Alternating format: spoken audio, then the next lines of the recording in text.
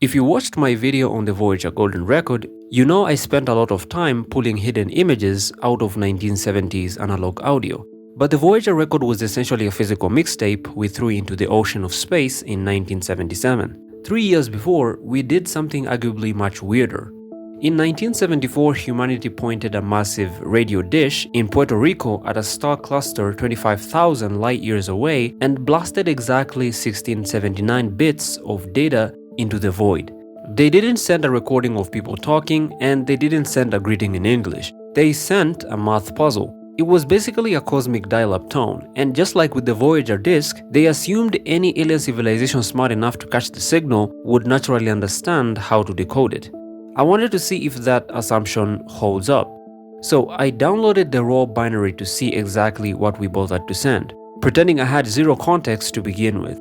When you look at the raw data, it is just a text file of ones and zeros. If you try to plot it on a single line of pixels, you get absolute garbage. This is where the whole thing diverges from my Voyager project.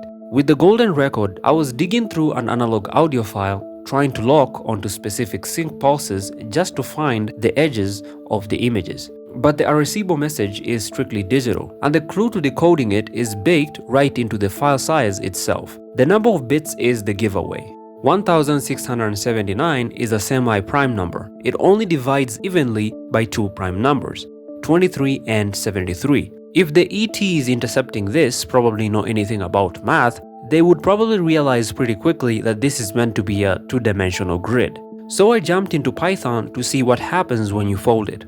Now the script is almost too simple.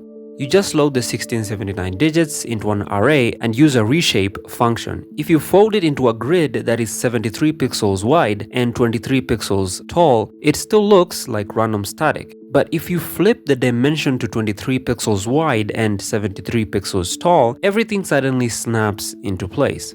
Out of this signal, you get this massive 8-bit looking grid. You can immediately see the shape of a person in the center, but the rest of it just looks like abstract blocks. I realized quickly that just having the image wasn't enough. We sent them a picture, but ETs obviously don't use our base 10 number system. So scientists had to include a primer. The top part of the image is essentially a math lesson.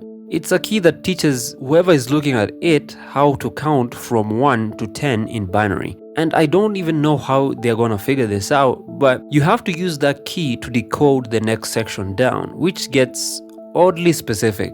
We sent the atomic numbers for hydrogen, carbon, nitrogen, oxygen, and phosphorus. Basically the chemical recipes for human life. But this is weird. And right below that, they encoded the formulas for the sugars and bases that make up our DNA. Then you get to the most recognizable part of the whole thing. There is this massive double helix taking up a huge chunk of the image, and wrapped inside it is that blocky stick figure of a human being. To the left of the human, we included the population of the Earth at that time, which was around 4.2 billion. Now, to the right, we put the average height of a human.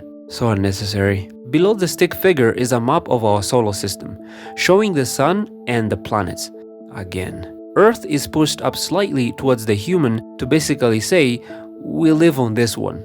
But that's kind of a stretch. And at the very bottom, there's a crude drawing of the Arecibo radio dish itself, just to show them the hardware we used to send the message. Okay, I don't even know how they're gonna know this. It's hard to even tell if this is even a symbol for a radio dish. Looking at the whole thing decoded, the entire project feels a little bit cynical. Now, the target for this broadcast was the M13 star cluster. That cluster is so far away that by the time this radio wave gets there, in 25,000 years, the entire group of stars will have drifted out of the way. The signal is just going to fly right past into empty space. Even if it did get there, a reply wouldn't come back for another 50,000 years. The scientists who built this knew that, and they were never expecting a reply anyway. The message was really just a PR stunt to show off their newly upgraded radio dish.